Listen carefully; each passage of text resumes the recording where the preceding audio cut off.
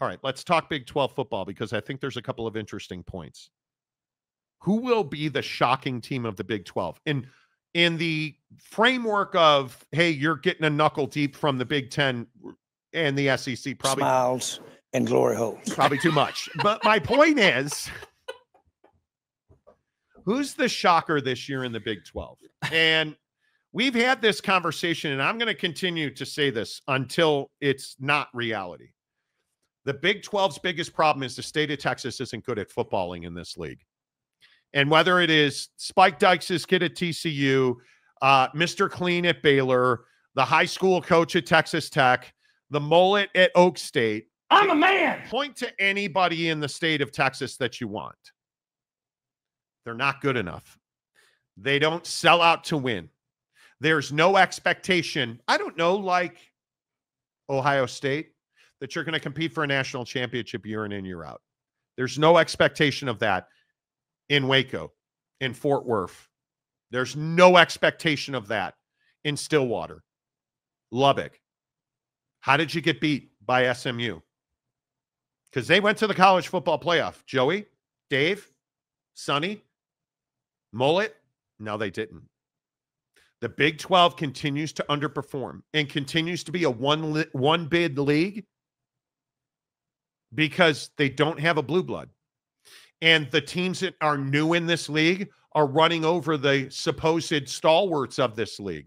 And it's why, exactly right, when we look at the 2025-2026 Big 12, is there any question that BYU on paper is the best team in this conference? And this is the part where I say, holy cow, Monty, get yourself a bag of tortillas. I'm a little nervous in saying that the high school coach in Lubbock has the most talented roster in the Big 12. What Joey McGuire's built through the portal and recruiting is nothing short of sensational. Now he's got to go out and prove that he can win. Because in my opinion, when we look at the top teams in this league for 2025 and 2026, I'm putting BYU at the top of the list. I don't know how you don't put the Fighting Dillinghams number 2. I'm putting Texas Tech number 3. Jake, am I crazy for doing so? No, I don't think you're crazy for doing so. I think you're exactly right. I think you go and look at the additions. You can go up and down the list. You can read those names till you're blue in the face. But the reality is that he does have more talent coming into this football season than he did last year, which you would expect, right? I mean, obviously, as football coaches get into year 3 and year 4, you would fully expect that their recruiting cycles are taking full effect and they fully put their fingerprints on that program.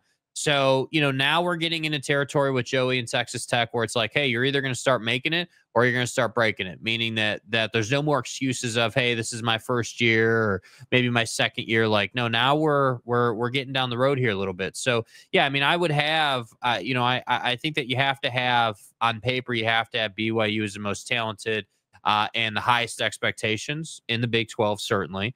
But the thing is I'm not just going to write off, ASU, certainly. I'm not going to, a lot of people are saying, oh, well, ASU is going to fall way off because Scadaboo's not there. Well, I'm not just going to write that off. I think Kenny Dillingham is one of the best recruiters in this conference. And I think he's young. He's got the right energy and he does it the right way. And so I think he's always going to have talent. And if he's got talent, he can coach. They're going to be in a perfectly fine position. So I would have BYU 1, ASU 2, and then I would have Tech at 3. I would agree with you. Is that's a good slot for them. Listen, Levitt and Tyson are both returning to ASU.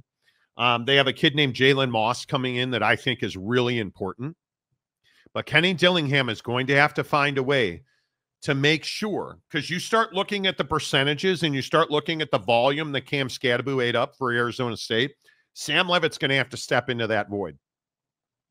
And he is going to have to be. You look at the quarterback rankings in this league, you see a lot of people saying that Sam Levitt's the number 1 quarterback in this league, to which I say, go to rehab because crack is incredibly addictive, because I have no idea what you're looking at. Yeah, they're looking at the performance against Texas. That's what they're looking at. Josh Hoover and Jake Retzloff are the 2 best quarterbacks in this league. Baron Morton is 3rd. Sam Levitt is at best 4th in this league. And he's going to have an incredible opportunity to prove me wrong. But when I look at the way that Hoover and Retzloff performed, the exponential leap in performance from Jake Retzloff, which I am not only good looking and intelligent, but I'm never wrong. We talked about it on this show.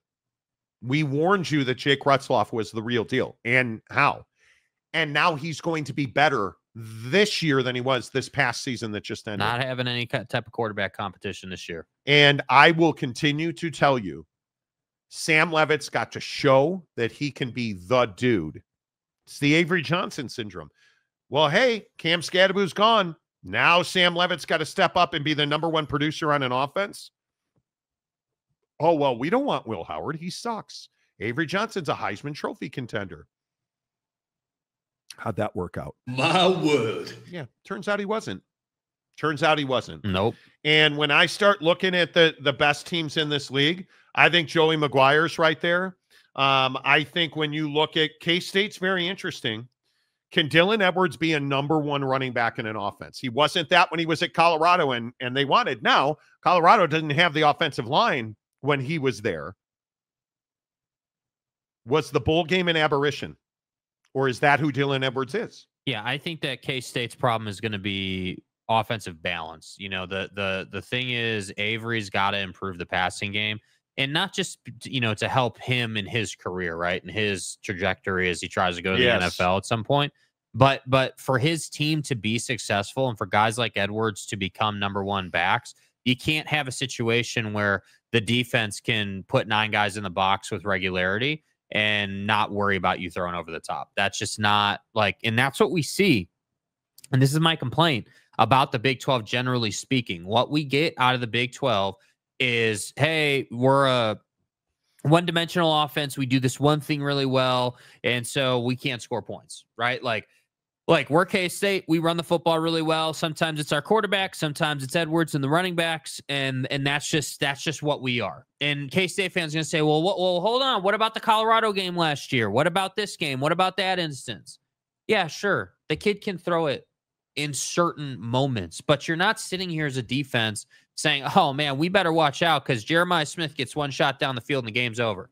Like, that's not how it works at K-State, man. And if you saw the tape of Ohio State on the sideline going into that Jeremiah Smith play that we told you that we prognosticated would happen on the program. Yes. I can't remember who it was. One of the Ohio State guys, Egbuka, yeah. It was Will Howard. And Will Howard was on the headset with Chip. Egbuka was sitting there next to him. And they're looking at an iPad. Yeah, and they're looking, excuse me, it's a slate. Sorry. They're looking at a piece of crap tablet, not an iPad. And Egbuka looks and says, there's the leverage. There's the leverage. We need to run. 29's playing inside leverage. We need to run a go route against 29. And boy, did they. That's what Ohio State has. So anyway, my point is, I look in this league, in the Big 12, I think there's a lot of dudes that are coaching for their jobs. I think if you look at Kyle Whittingham, Mike Gundy, I think Dave Aranda, Joey McGuire. I mean, I think if Joey McGuire with this level of talent doesn't win the Big 12, if Joey McGuire wins 8 games, does he keep his job? Boy, I think that's going to be tough. Yeah, I think that I don't know that the number matters as much as them just being relevant. Like, they weren't competitive last year. Like, you need to be like Texas Tech this coming year needs to be what Iowa State was last year, where you're in the conversation week in and week out, and you're in November and you're competing. You know, you're right in that mix of, like, you guys remember it was BYU, Iowa State, and K-State in the mix for, and then obviously ASU jumped into that picture. But it was like, hey, these are the top teams that are going to compete now for the last 3 weeks to win the conference. Tech needs to be in that conversation, I think, for it to feel good. I think this is to win this league, you're going to have to win 8 conference games, and I think you're probably going to have to win probably minimum 10, 11 games. You're going to have one bobble, and it better be in September and not November.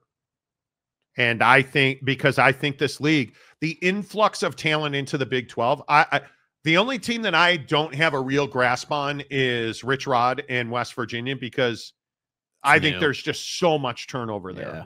right? Like there's just so much turnover. Yeah, and it'll be interesting to see, like, does West Virginia keep those same shades of what they were, a ground and pound team? Or do we see a lot of change there philosophically? Because if there's a lot of change there philosophically, that could be another win on your schedule this season for, the right team, obviously. Yeah, I think Arizona is going to be bad. I am not a Scott Frost guy. I think the bounce house is not going to have a lot of bounce in it. I think Cincinnati is going to be remarkably better. That's a team that I could see winning 5-6 league games, which would be significantly better. I think Oklahoma State is not a bowl team. I don't see them going to a bowl game. I think Houston is going to be significantly better. Man, you really think he can't get 6 wins? I do not.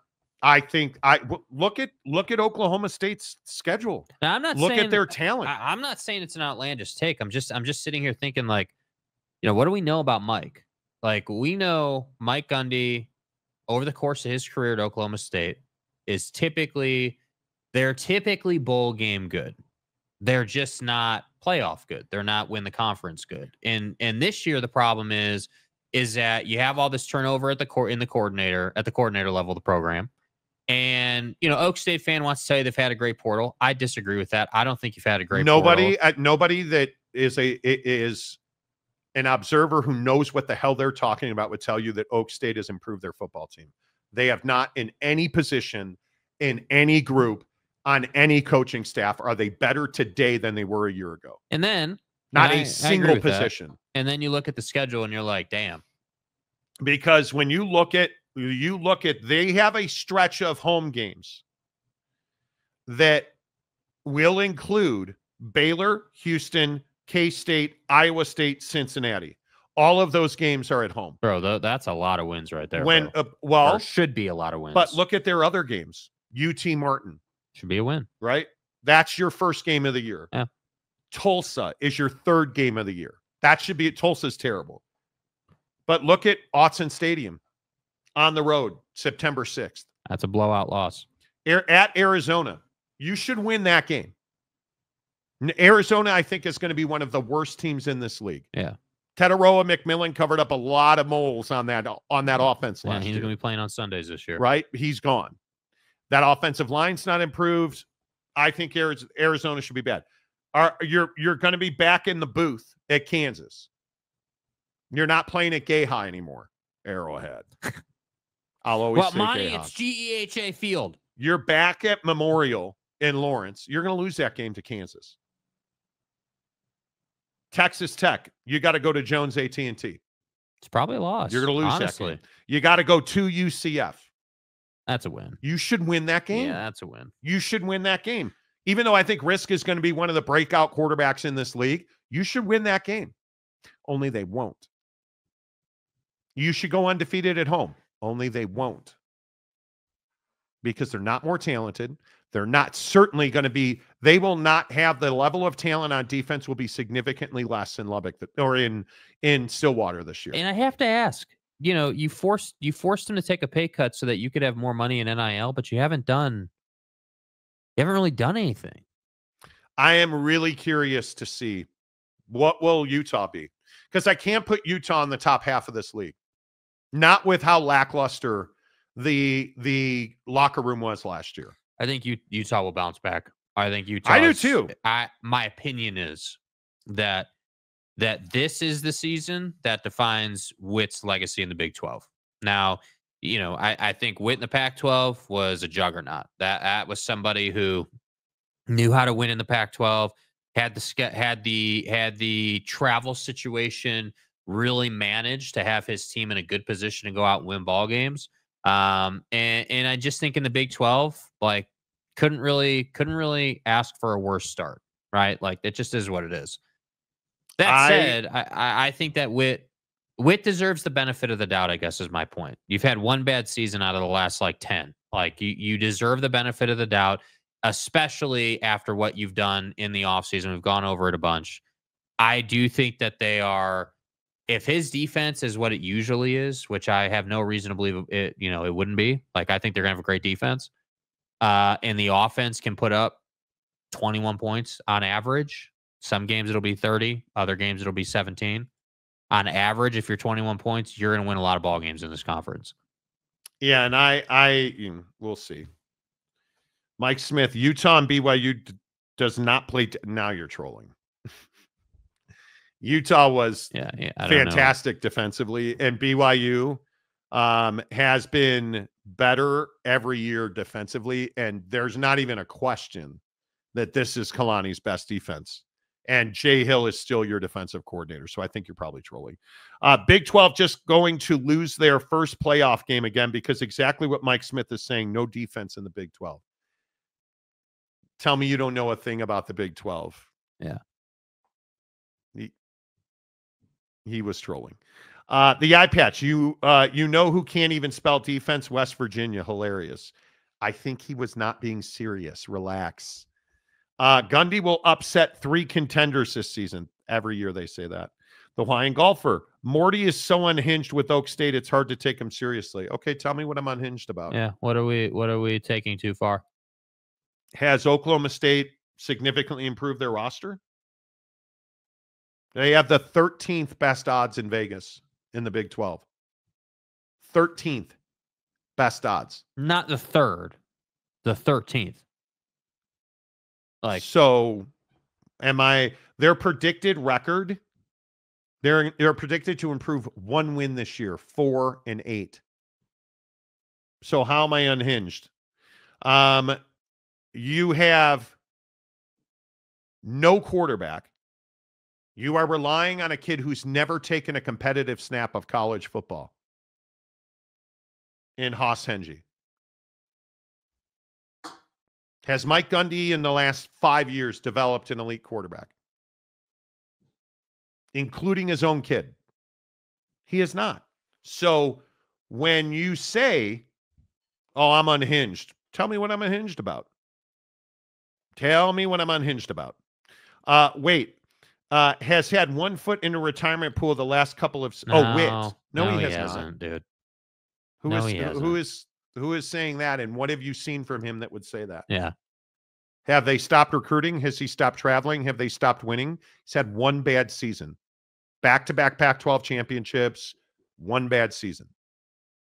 And when he had his 1 bad season, he completely changed the way he did business on offense. You brought in one of the most explosive offensive coordinators in Jason Beck and his quarterback.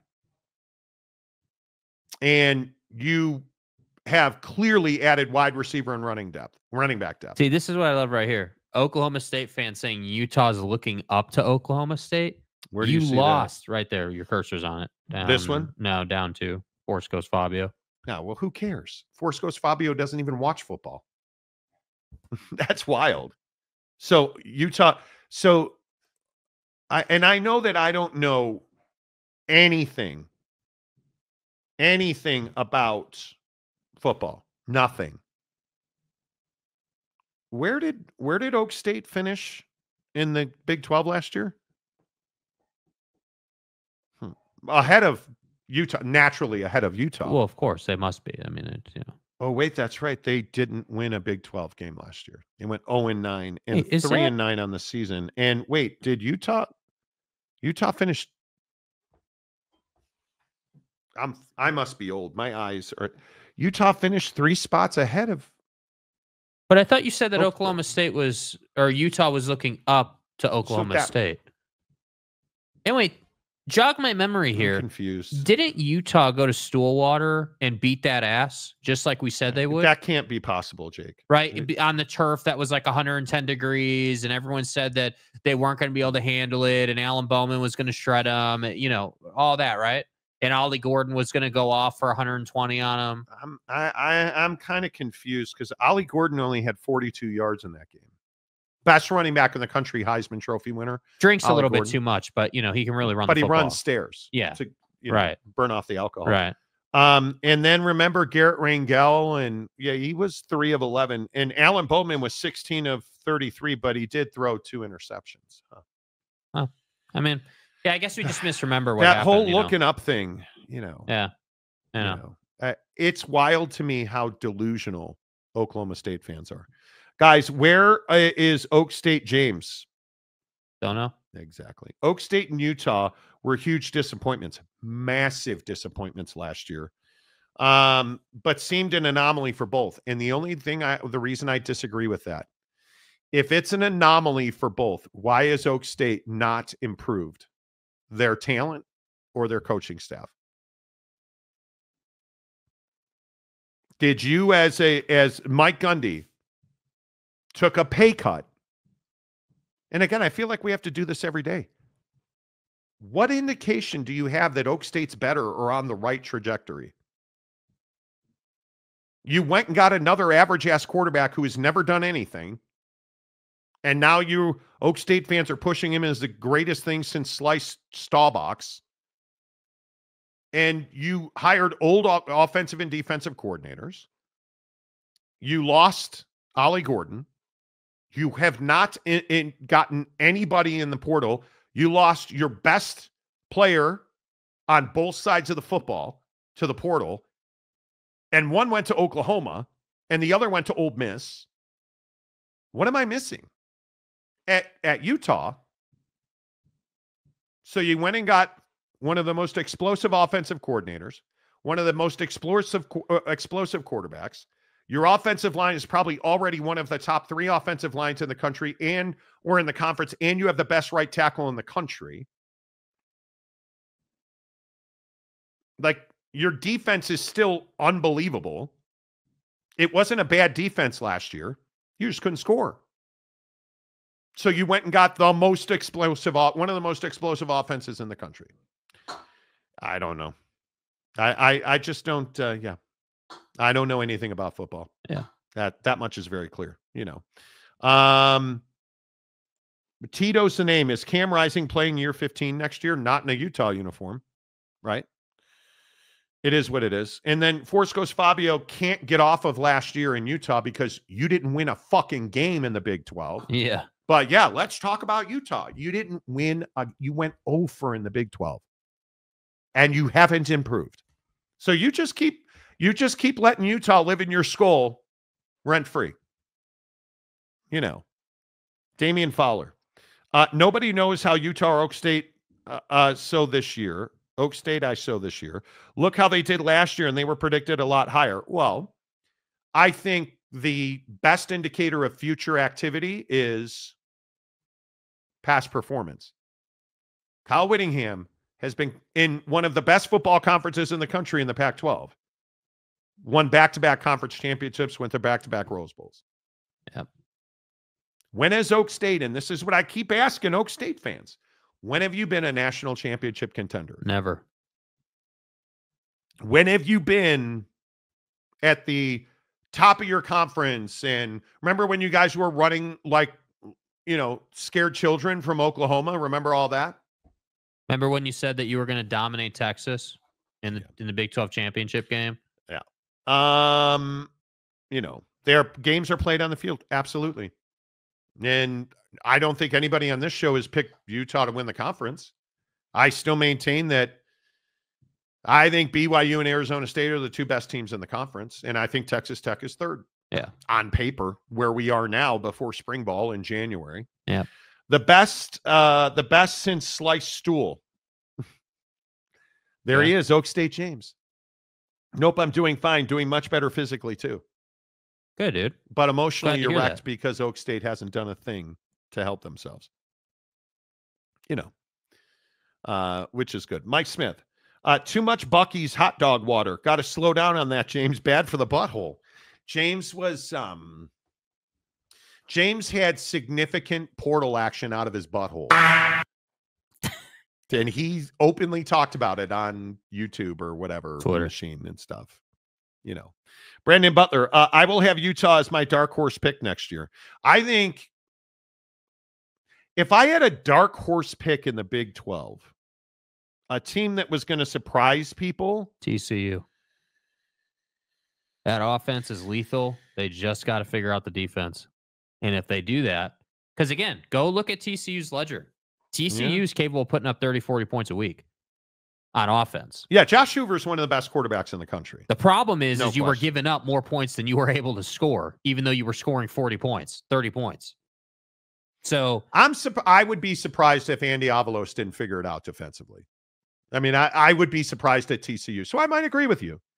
best dark horse candidate in the Big 12 is It's TCU. probably TCU. I think, national, like for casuals who don't follow the Big 12, yeah, I think TCU is the ultimate dark horse. If you're a casual, like if you're someone who watches the Big 12 semi-regularly every other week, I think Kansas might be a nice candidate. Obviously Kansas made noise at the end of the season. I could see them, kind of putting some pieces together here. Maybe they get off to a little bit hotter of a start.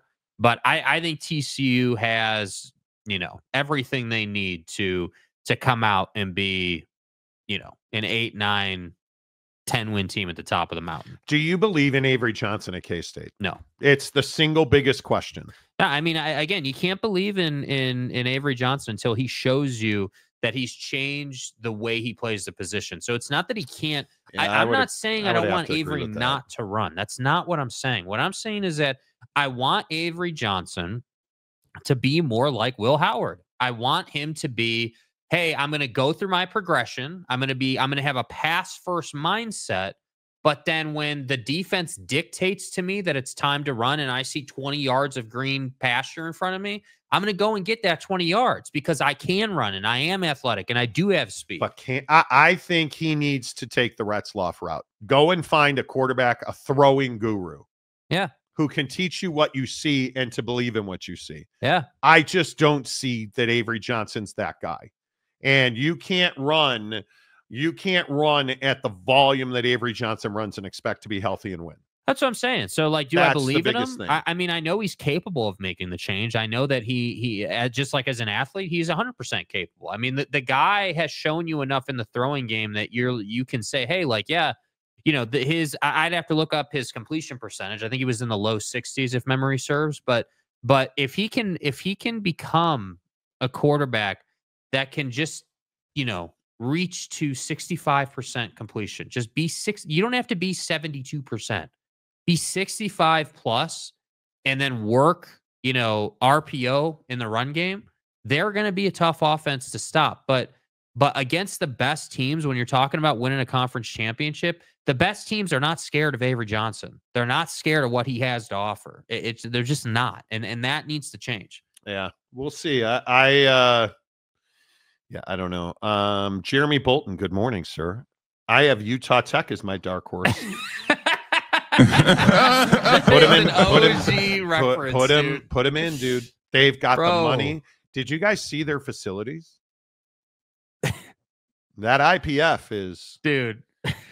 Even Feinbaum came to his senses. Redwine said, "I don't even know about what that what means. I have no idea what that." That's why we have Feinbaum. Harry Austin, I think Colorado will be a dark horse pick. Yeah, I'm very curious to see what Jaheim Otis does at Colorado. Their defense has experience coming back.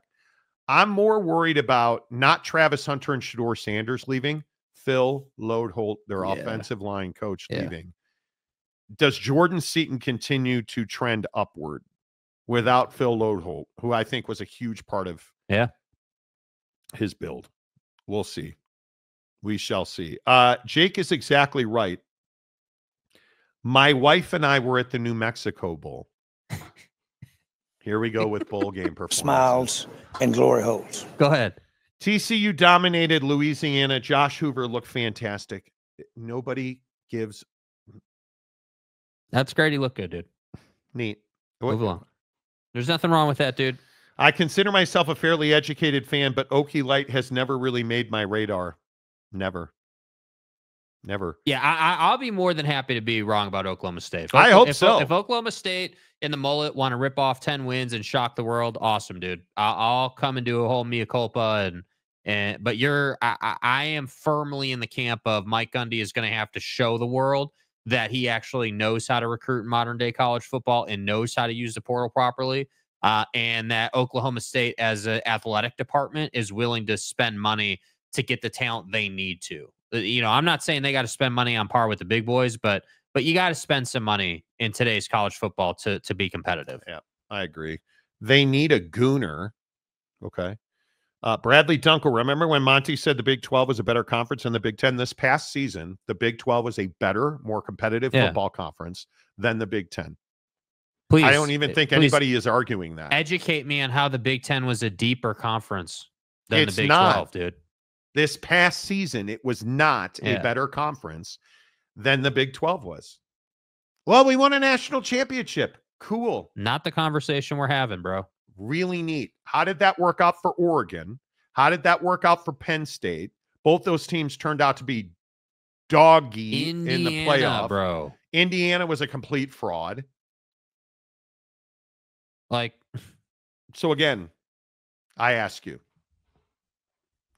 where does, I think Colorado is probably top 5 teams in the Big 10 this past season. I would say Colorado and Illinois were pretty level this season. I think BYU, because of how good their secondary was and how good their wide receiver room was, Colorado's and BYU are probably both top 5 in the Big 10.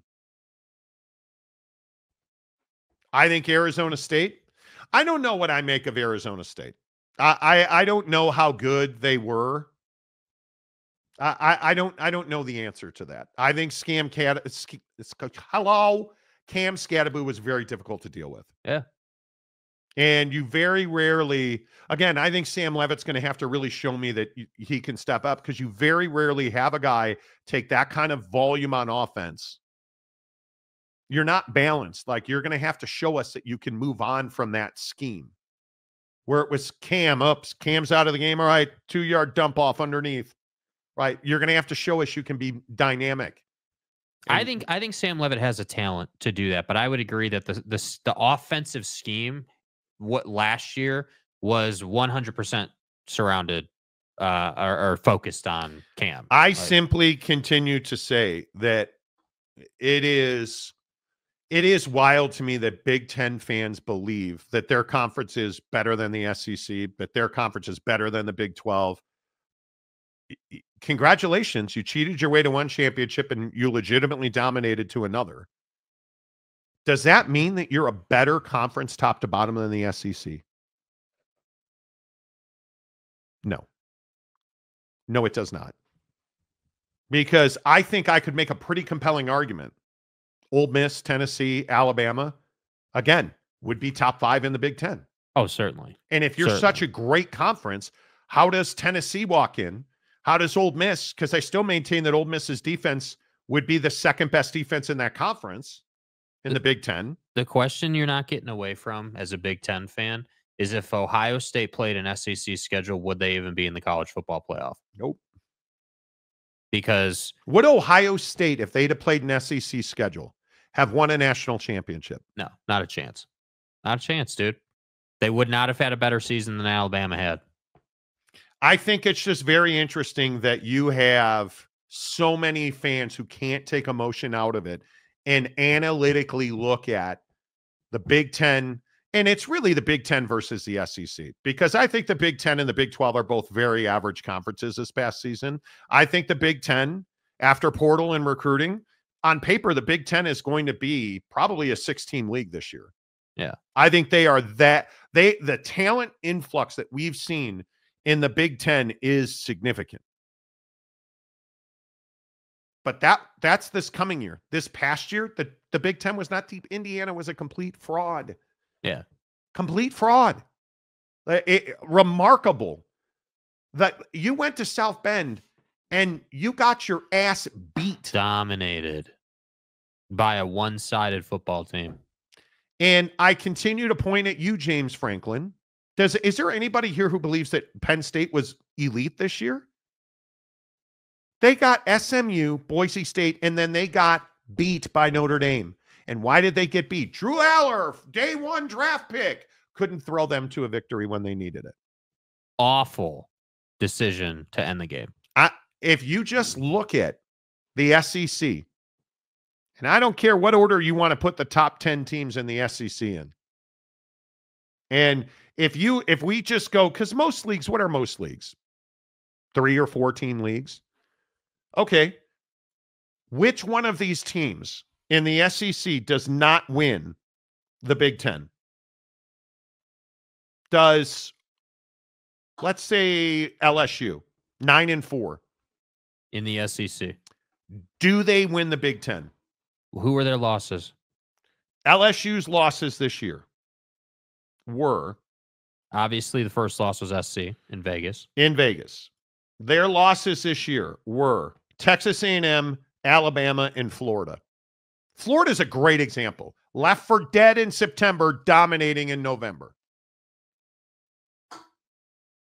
With that schedule, you can't tell me they're not one of the top 4 teams in the Big Ten. Look at Ole Miss. I continue to tell you, Ole Miss, and you don't have to like it. Ole Miss was probably a top 5, probably top 3 defense in the entire country. Right? Bad losses across the board. You can't lose to Kentucky and you can't lose at Florida, even though, again, Florida is in November, and Florida was amazingly different in November, late October and November than they were in September. But you can't lose that game. And you certainly can't lose the game at Kentucky. You can understand, okay, Death Valley, nighttime, overtime. Okay, we lost 29-26. You can't lose the Kentucky game. Ole Miss would have been top 3 in the Big Ten.